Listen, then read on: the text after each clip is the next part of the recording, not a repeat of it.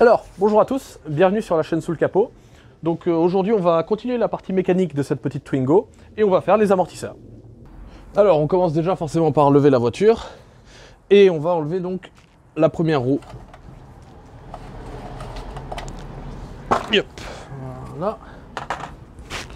Bon, moi je vais utiliser une clé à choc parce que la voiture est déjà levée. Sinon il suffit d'enlever la roue quand la voiture est au sol.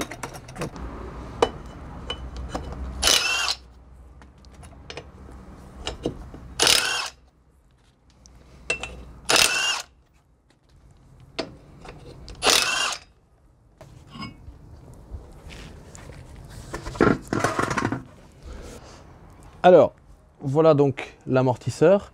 C'est assez facile sur cette voiture de l'enlever. Pour l'instant, il y a déjà les deux vis à enlever là, qui le tiennent sur le moyeu. Ensuite, on a ici la vis de la biellette de barre stabilisatrice qu'on va devoir enlever. Et la suite, ça se passe donc sous le capot, où là, on a ce cache en plastique bon, qui s'enlève comme ça. Et là, on a donc la coupelle la coupelle supérieure qui le tient, donc on va devoir enlever cette vis là et l'amortisseur pourra sortir. Alors on va commencer par enlever donc la biellette de barre stabilisatrice en premier, ou même pas forcément. Je vais d'abord juste déclipser le fil du capteur ABS.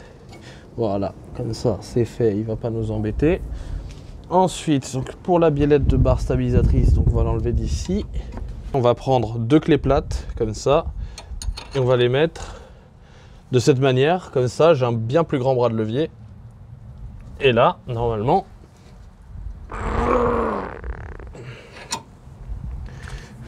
donc, je disais, on va mettre du WD-40 pour dégripper. On va en mettre partout, on va mettre sur toutes les vis. Voilà. Là, c'est bon. Donc, on va réessayer en faisant surtout très attention à ça. Donc, cette durite là, c'est la durite de frein. Donc, il faut surtout pas l'arracher, l'égratigner ou quoi. Voilà. Ah là, c'est bon, ça vient. Je l'ai senti bouger. Bon. Voilà. Ouais, c'était bien serré ça.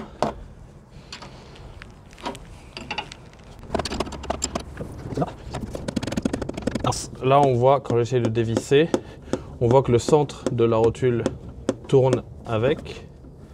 Là, ça, on voit que le centre tourne avec. Donc, ce que je vais faire, je vais prendre une empreinte hexagonale, un Torx, et on va fixer ça en place. Voilà, ça c'est la bonne taille. Donc avec le cliquet en mode vissage du coup. Le cliquet va tenir en mode vissage. Et je vais dévisser. Voilà, avec la clé plate. C'est presque dévissé. Voilà, on peut finir à la main. Voilà. Hop.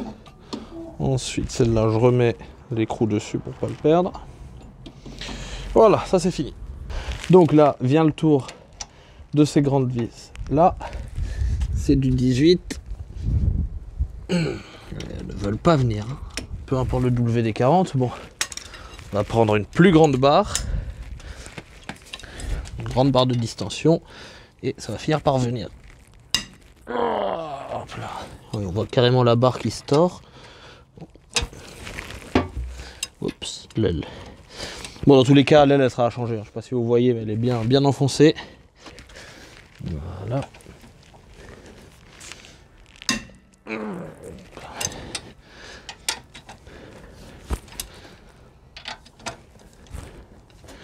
Voilà, et maintenant on peut les enlever.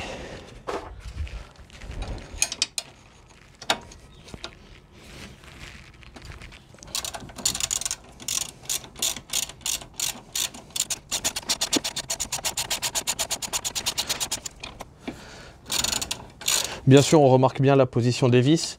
Donc ça, je sais que chez du Renault, toutes les Renault qui sont faites de cette manière-là, donc il y a des Clio 2 aussi, les vis vont de l'avant vers l'arrière. Donc de l'autre côté, c'est exactement symétrique. Il ne faut pas que les vis aillent vers l'avant. Sinon, ils risquent de se dévisser avec les vibrations, etc. Donc la position des vis a un sens.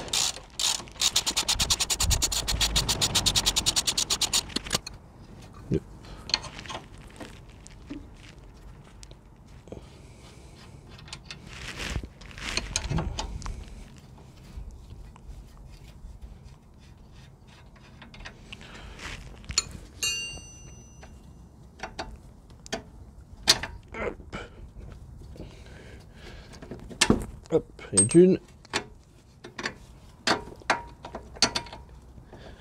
Et de deux. C'est bon. Alors, donc là, c'est un peu pareil que pour la biellette de la barre stable. Donc, je vais venir fixer l'écrou qui est au milieu avec cette clé plate. Et avec ça. Hop. Ça, on va pouvoir venir tourner.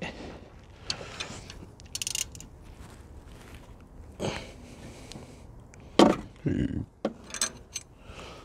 vois, là, il tient pas. Ah là, et ça tourne dedans. Oh, la catastrophe. Ça, ce truc-là, il a tourné dedans. Et donc, c'est la merde. Ouais, tu vois, là, ils ont utilisé un amortisseur de merde. Heureusement qu'on les change alors. Ouais. Ok. Hop. Donc, on va mettre plutôt la barre de distension comme ça. Pour bien appuyer au centre. Voilà. Et on va dévisser la coupelle avec ça. Ah. Non, il faut une clé coudée. Il faut une clé coudée pour ça. Bon alors, réflexion faite. Avant d'enlever la vis supérieure, je vais d'abord remettre une vis en bas. Hop. Comme ça, bah, l'amortisseur ne va pas tomber dès que j'aurai enlevé la vis supérieure.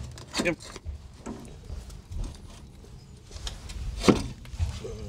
Voilà. C'est bon. Voilà, donc je la mets juste comme ça. Et là, on peut aller dévisser en haut. Bon, alors maintenant, c'est bon, j'ai les bons outils. Donc, ce qu'il fallait, c'est vraiment une clé coudée comme ça.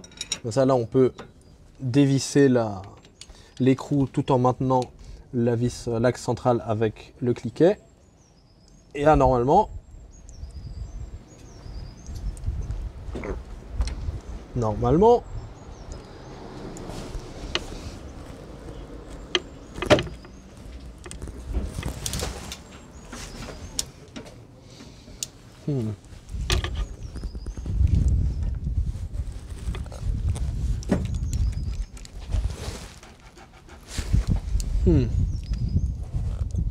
normalement, on va mettre plus de dégrippant. Donc, dégrippant.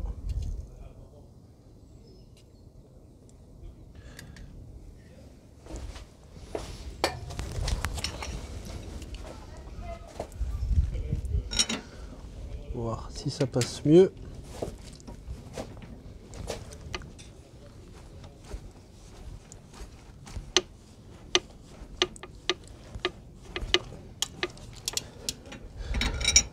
Ah non, vraiment, ça ne veut pas venir. Hein.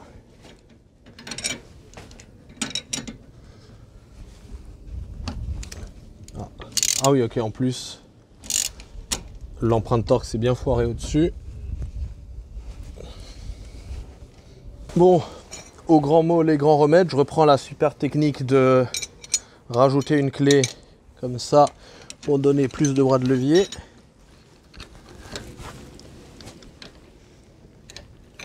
Comment je peux faire? Non, non, non, non, non, non. On va essayer autre chose. Donc, je mets une clé de 21, une douille de 21, pardon, et la fameuse barre de distension. Là, on va voir ce qu'il dit. Ah ouais, non, mais ça tourne à l'intérieur de l'amortisseur. Si j'essaie de le faire d'un coup sec. Non, l'amortisseur est en train de tourner. Mais ça ne vient pas. Donc là c'est bon, on prend la clé à choc, on arrête de rigoler. Et bien évidemment la clé à choc passe pas. Donc hop. Je prends une petite rallonge. Je sais que c'est pas bien les rallonges en chrome vanadium. Je sais qu'on perd un peu de force par rapport à avoir que des outils en acier comme ça. Mais on n'a pas trop le choix là. On va pousser le capot. Voilà, la clé à choc qui est en mode 3, le plus fort. Et là, c'est censé venir. Ah, c'est bon. Voilà, on voit que l'écrou a bougé. Hop. Voilà, là on voit bien, donc la coupelle supérieure est enlevée. Tout est bon. Ah, là donc l'amortisseur ici, hop. Là, il bouge, il est parfaitement libre. Bon. Et là survient donc en dessous. Là on peut donc enlever, je le soulève un peu pour éviter de forcer sur la vis. J'enlève la vis que j'avais mis pour le tenir. Et hop là, voilà. Le câble du capteur ABS, c'est bon, il est bien enlevé.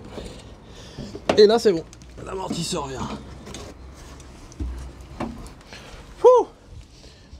Et ben ça n'aura pas été de tout repos, mais voilà, au final l'amortisseur est sorti. Ça c'est fait, on peut aller l'emmener sur une petite table pour commencer à désassembler vraiment toute la partie ressort. Donc nous vraiment ce qu'on veut c'est que changer que le corps de l'amortisseur, donc c'est tout l'amortisseur qui remonte. Mais le ressort et tous les autres organes on va les garder. Donc je vais vous montrer maintenant comment on enlève un ressort. Bon alors tant qu'on a les outils de sortie, je vais essayer de faire aussi le côté droit qui a l'air en plus moins accessible parce qu'il y a le bocal de lave-glace juste à côté. Donc là j'ai repris la barre de distension, voir ce que je peux faire avec. Et si je tourne comme ça, non il fait exactement pareil que l'autre, il tourne, c'est l'amortisseur qui tourne. Donc il faut dans ces cas-là enlever le bocal de liquide de refroidissement. Donc pour enlever le bocal de liquide de refroidissement, il y a une petite vis là qui le tient, ça a l'air d'être du 10. Et là. Je vais essayer de l'enlever sans le vider, on va voir si c'est possible ou pas.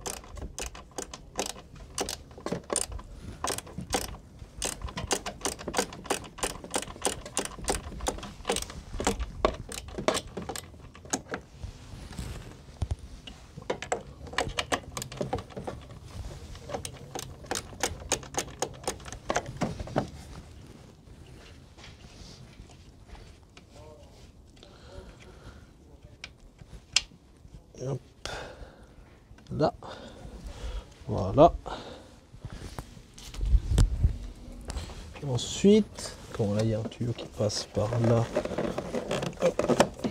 On va essayer de tout enlever en un seul bloc. Ouais, je crois qu'il faut enlever le bocal de lave-glace aussi. C'est pas grave, on n'est plus à ça près. Bien évidemment, là ça passe pas. Alors je vais pouvoir essayer d'inaugurer mes superbes clés plates.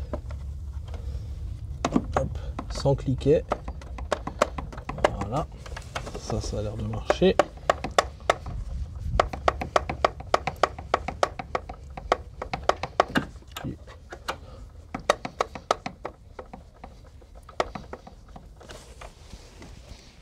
Est-ce que je peux l'attraper à la main? Non, clairement pas. Yes! Donc ça c'est enlevé. Ensuite donc là on a la prise qui alimente donc la pompe de lave-glace. Voilà, avec un tout petit ergot à tirer dessus. Hop. Est-ce que toi tu viens?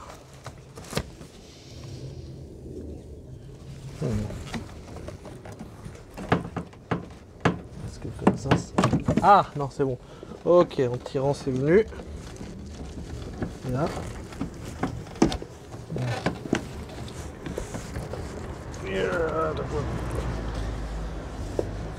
Non, il faut bel et bien enlever le bocal de lave-glace. Et pour ça, il faut enlever la batterie. Il a l'air de se tirer et il vient pas, donc...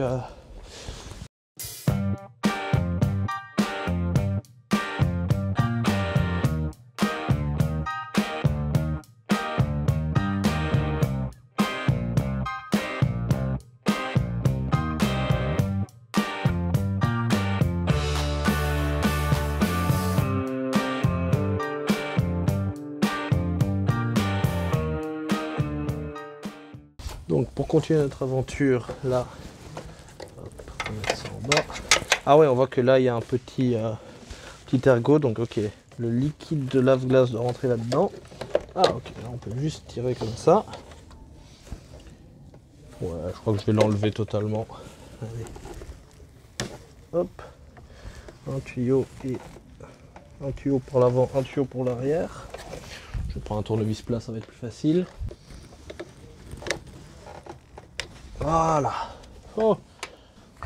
Et maintenant, donc, pour nous attaquer à notre cher ami, j'ai vraiment pas envie de le vider tout de suite. Ah. Bon, ça vient.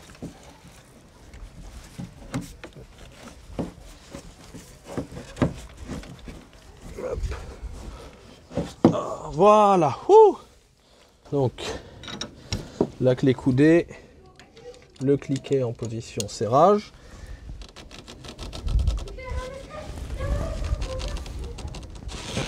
Là, j'ai remplacé le cliquet par, c'est bon, la barre de distension.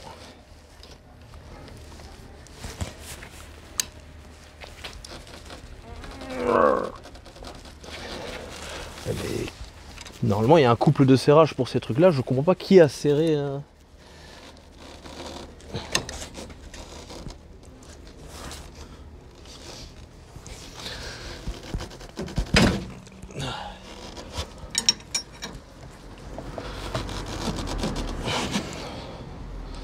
Ouais, non, mais il fait exactement pareil que l'autre.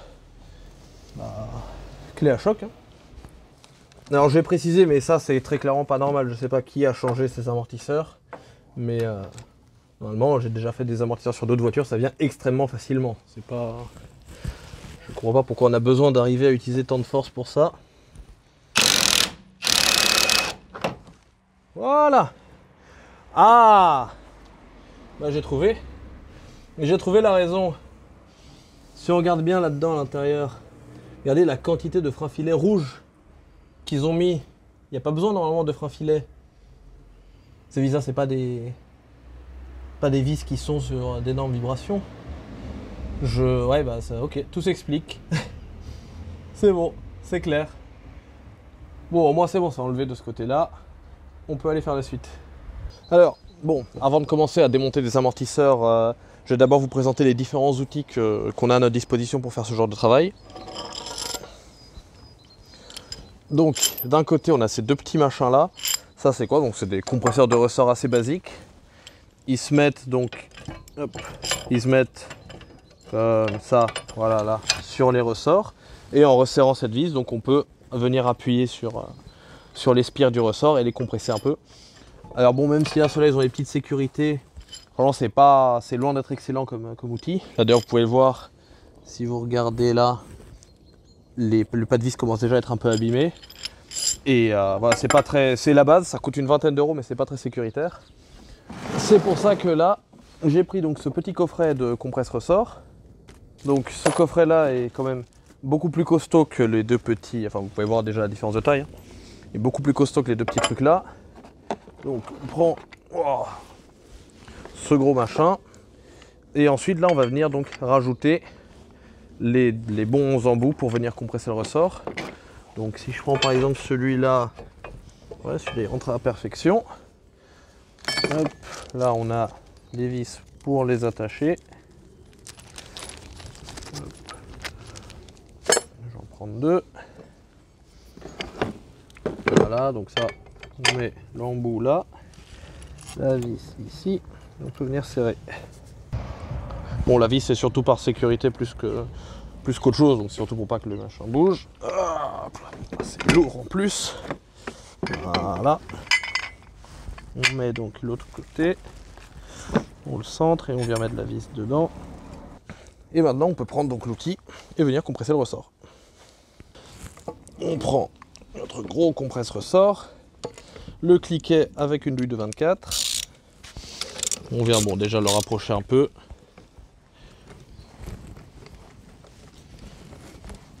Bon ça coûte à peu près une 80aine d'euros. Et pour moi c'est le meilleur outil transportable que j'ai pu trouver pour faire ce genre d'opération. Sinon il y a des grosses tours fixes. Bon ça c'est si vous avez un atelier. Je pense pas que si vous avez un atelier vous allez regarder mes vidéos.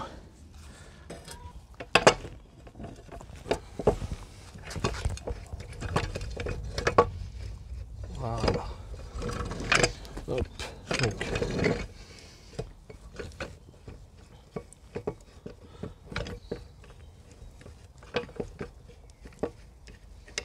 Voilà, pour l'instant je le serre à la main. Voilà, là ça commence à appuyer un peu sur le ressort. Donc, comment je peux montrer ça? Voilà. Donc ouais, si vous voyez, il y a deux petites rigoles là où vient de se mettre le ressort. Et donc là, comme ça ici, donc là on est sûr qu'il ne va pas bouger. Voilà, il est bien fixé. Alors on peut venir prendre le cliquet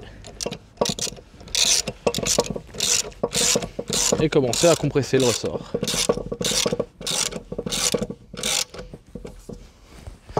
Hop là. Et on tourne jusqu'à ce qu'on voit bien le ressort se décoller et la coupelle ici se libérer. Hop là.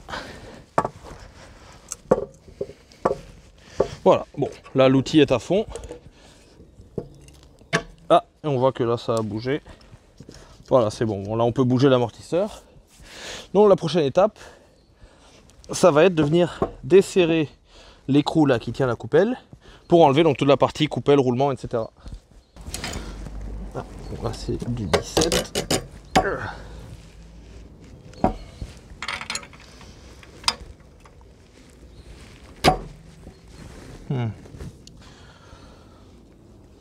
C'est encore serré.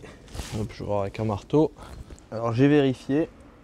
Et selon la RTA, c'est bien 60 Nm de serrage là. Donc 60 Nm, c'est pas censé résister à ce point-là. Hein. C'est que ça a dû être serré à la péteuse et forcément pour ça, il va falloir le desserrer à la péteuse.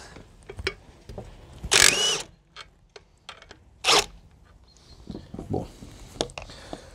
C'est pas bien ce que je fais. Hein. Normalement, faut pas y aller comme ça. Ah. Là, je vois que ça sert encore.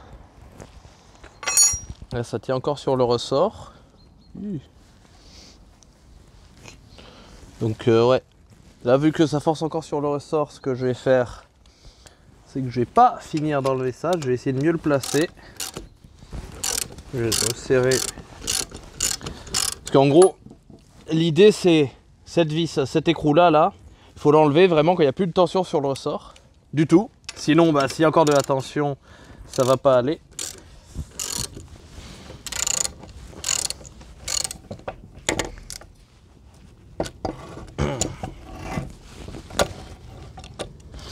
Ouais, bon, ok, là, je peux pas mieux le placer que ça. Bon.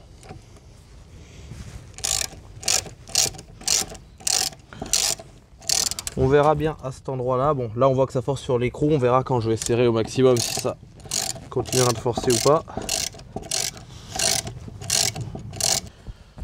Bon, donc ce que je vais faire, c'est que je vais utiliser le deuxième outil pour essayer de comprimer un tout petit peu plus le ressort de ce côté-là, en espérant que ça me donne assez d'espace pour pouvoir enlever le petit écrou ici. Ah bah voilà, là c'est bon. Là ça force plus dessus, ce que je peux enlever à la main presque. Ouais. Hop. Ça.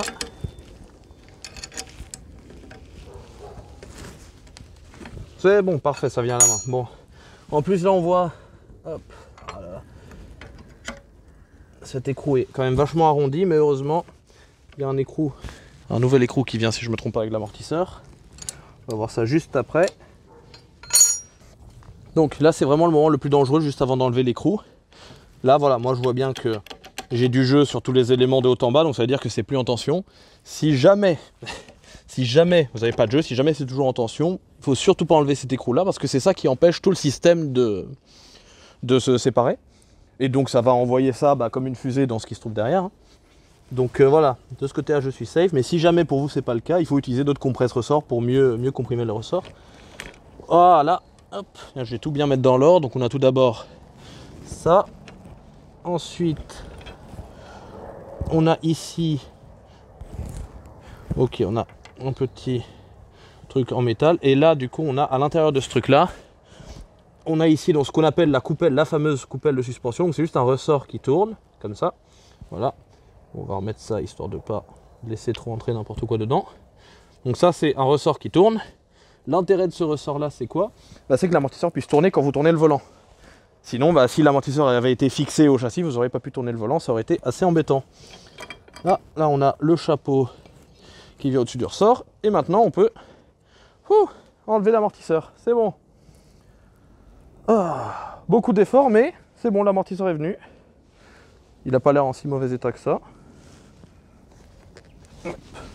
Maintenant, on enlève le soufflet qui va être utilisé sur le nouvel amortisseur. Voilà. Bon, là, si j'essaye d'appuyer dessus...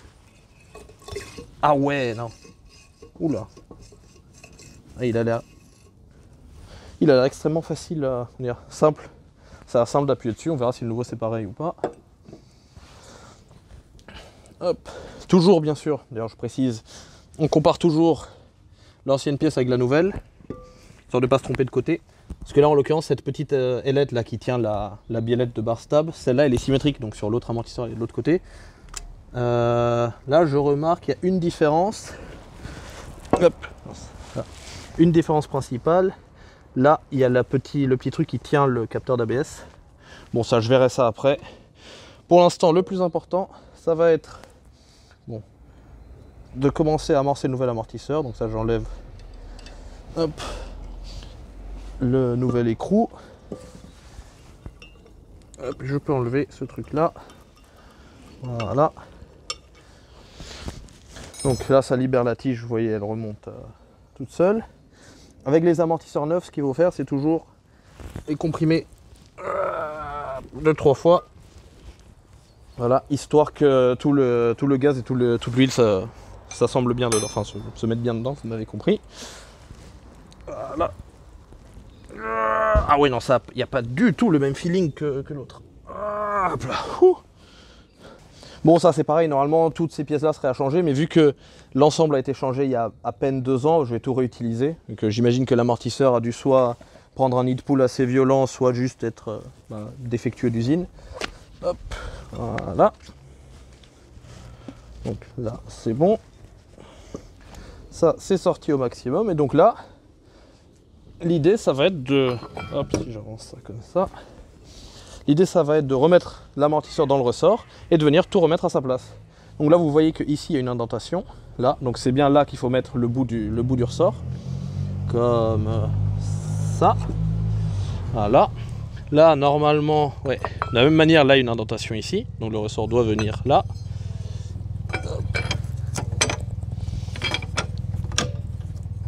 Comme ça. Donc une fois qu'on s'est assuré que le ressort est bien mis, c'est très important, sinon il va commencer à prendre du jeu très vite et il faudra tout recommencer, quoi. Ce serait dommage. Donc on s'est assuré que le ressort est bien mis, on pousse bien sur l'amortisseur, on vient mettre le nouvel écrou.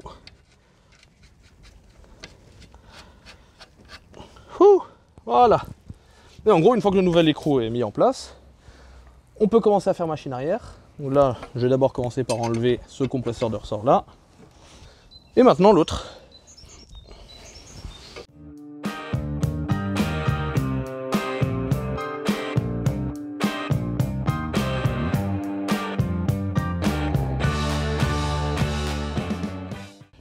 Hop, et là normalement, voilà, on a notre nouvel amortisseur entièrement monté. Il n'y a plus qu'à resserrer donc le truc là-haut. Pour ne pas nuire à mon prochain, je vais quand même resserrer ça au couple. Hein. Je prends une petite clé dynamo. J'ai dit dans la RTA, il y avait écrit 60 Nm, c'est vraiment pas grand chose 60 Nm. Donc de toute façon, c'est pas une vis qui tient quoi que ce soit. Là, il y a la voiture qui appuie dessus. Donc il n'y a pas besoin de mettre beaucoup plus. Hop. 60. Et là, on va voir si j'arrive à le tenir en même temps.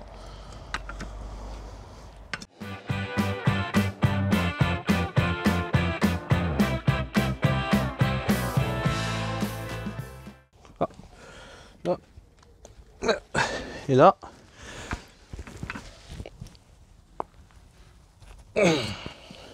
Bon, soit je viens de resserrer ça sur la voiture. Je vais utiliser le moyeu là pour le coincer ici et comme ça je pourrai serrer par au-dessus tranquillement sans me casser la tête. Parfait. Alors, là du coup on va reprendre les 2 vis qui tenaient l'amortisseur sur le moyeu. On va remettre l'amortisseur en haut de la tourelle. Voilà.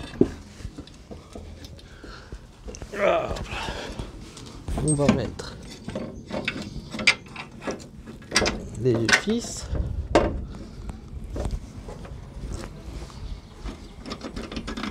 Une et deux. Bien comme j'avais dit avant, les vis d'avant en arrière. sur tous les modèles Renault plus loin de cette époque-là.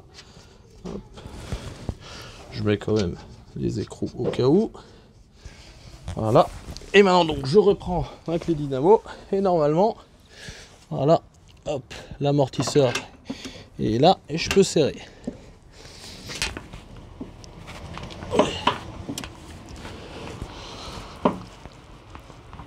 Hop là. Voilà, hop, c'est bon. Ensuite, on prend une coupelle, enfin une coupelle supérieure j'imagine, vu que la coupelle c'est censé être le roulement. Là j'ai besoin de soulever un tout petit peu l'amortisseur, voilà on le voit dépasser ici. Et on vient visser ça par-dessus. Bon, clé dynamo du coup, pour resserrer ça. Bon, c'est bon, ça c'est serré. Le ressort là en bas il est bien en place. En haut je vais regarder. On ne le voit pas. Ouais. Il est bien, je vais essayer de vous le montrer. Donc là le ressort, si on regarde ici, il arrive pile au niveau de l'encoche. Et en haut, là, voilà. Là je sors l'encoche avec mon doigt et on voit le ressort qui arrive pile à ce niveau-là. Donc bon, de ce côté c'est parfait. Et il ne reste plus qu'à finaliser. Donc là, le support pour le capteur ABS, la biellette de barre stabilisatrice, et on sera bon. Voilà.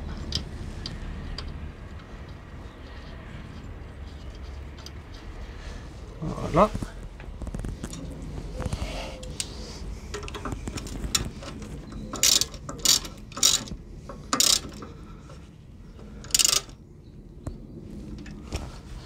Ça, c'est bon. On remet le capteur ABS, la biellette de barre stable, j'avais remis l'écrou dessus. Hop, j'enlève l'écrou. Et normalement, ouais. Voilà, elle rentre dedans.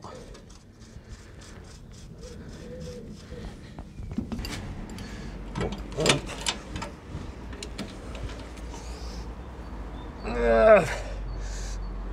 Voilà. Bon, je peux pas serrer plus. On va dire que ça suffira. Et là, on va serrer. Voilà. Les vis qui tiennent l'amortisseur.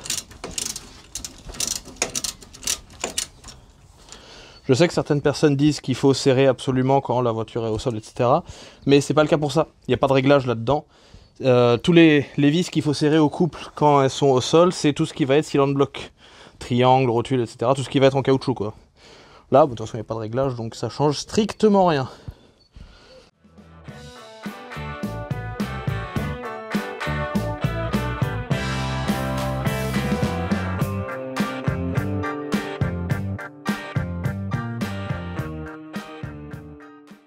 Donc, selon la RTA, il faut serrer ces deux vis là, c'est bien précisé, écrou pointant vers l'arrière, il faut les serrer à 110 Nm. Donc là, on règle la clé dynamo et on vient serrer à 110 Nm.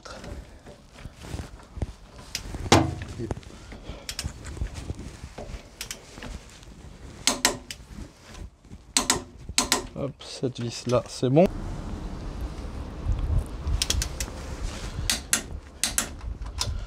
Voilà. Parfait. Bon, on a presque fini. Il n'y a plus qu'à remettre le petit couvercle ici. Voilà. Bon, forcément, après, reposer la voiture au sol, remettre les roues, etc. C'est pas compliqué. En tout cas, je vous remercie beaucoup d'avoir regardé cette vidéo. J'espère que vous aurez appris quelques trucs. Et aussi, forcément, vous aurez vu quelques galères inhérentes à la pratique de la mécanique avec très peu d'outils et très peu d'expérience aussi. Et moi, quant à moi, du coup, je vais aller faire l'amortisseur gauche maintenant. Je vais finir après de remonter batterie, etc. Dans tous les cas, je vous dis à très bientôt sur la chaîne Sous le Capot pour la suite des aventures de cette petite Twingo.